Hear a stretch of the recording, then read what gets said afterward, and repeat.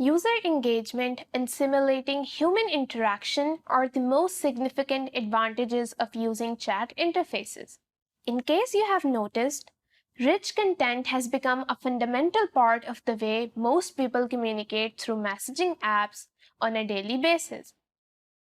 For instance, you might have been exchanging images and videos with your friends, and undoubtedly that makes conversation more fun and interactive. So far, we have seen that bots and channels typically exchange text strings.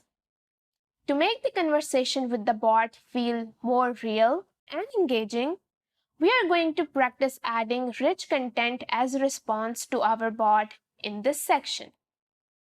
With this, I welcome you to the fifth section, adding media content to QnA Maker knowledge base of my course. In this section, we are going to start by adding hyperlinks to our knowledge base.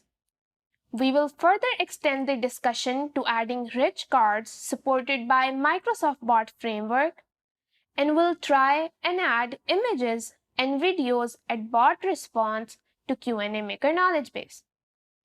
We will also be making code changes along the way so our bot could intercept the response and show us the media content. Let's see how that can be done. There will be countless occasions where you have to redirect the users to some different URLs, which means you have to provide links in your responses.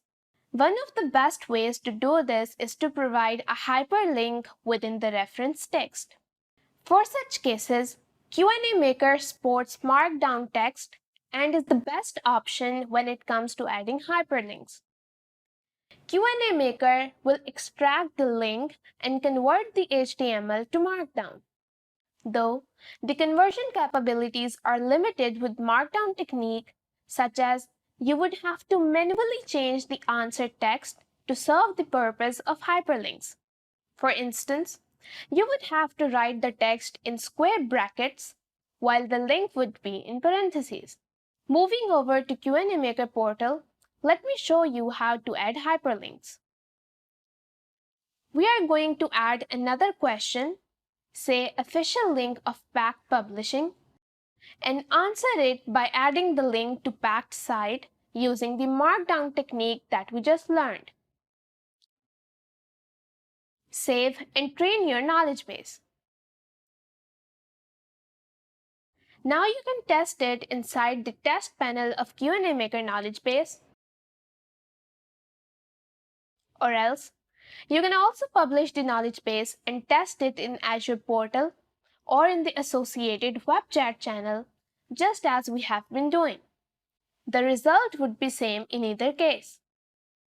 We have learned to add hyperlinks to knowledge base.